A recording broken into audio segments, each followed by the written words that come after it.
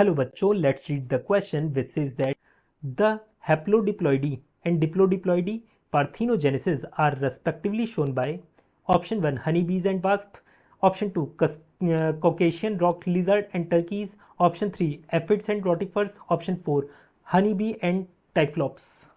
तो यहाँ पर हमें बताना है हैप्लोडिप्लॉइडी और डिप्लोडिप्लॉइडी कंडीशन किस में आपको देखने को मिलेगी। Here the key concept for this question is parthenogenesis। यहां सबसे पहले हम समझेंगे पार्थिनोजेनेसिस का मतलब क्या होता है। पार्थिनोजेनेसिस का मतलब होता है कि ऑफस्प्रिंग डेवलप कर जाए from unfertilised egg. Development of offspring from unfertilised eggs, उसे हम बोलते हैं पार्थिनोजेनेसिस। अब यहाँ पर दो टर्मिनोलॉजी हमें यहाँ समझनी है, वो कौन कौन सी हैं।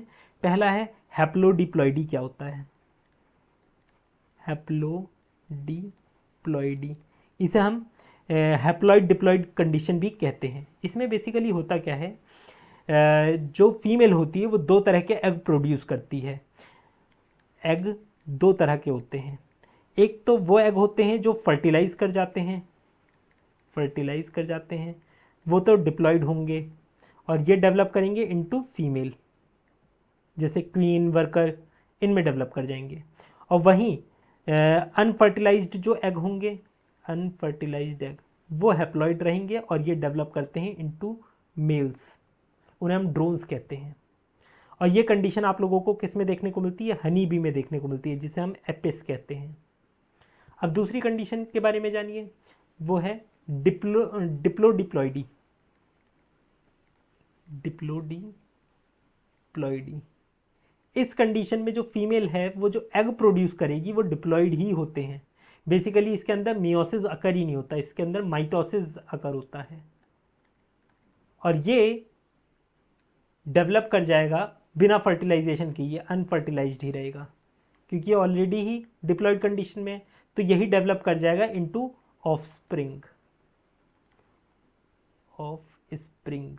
और ये ऑफस्प्रिंग कैसा होगा, ये डिप्लॉयड ही होगा। तो यहां पर इस कंडीशन को ही हम क्या बोलते हैं, डिप्लोडिप्लॉइडी कंडीशन कहते हैं, क्योंकि यहां पर अनफर्टिलाइज्ड एग ही डेवलप कर गया है into offspring which is also deployed. और ये हमें किस में देखने को मिलता है, ये हमें वास्प में देखने को मिलता है। वास्प हो गया, लिजर्ड हो गया, इनमें देखने को मिलेगा।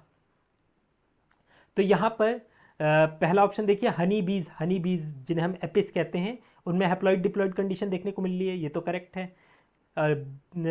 एंड वास्प में डिप्लॉइड कंडीशन देखने को मिल रही है, तो ये भी करेक्ट है। तो हमारा आंसर क्या हो गया, ऑप्शन 1।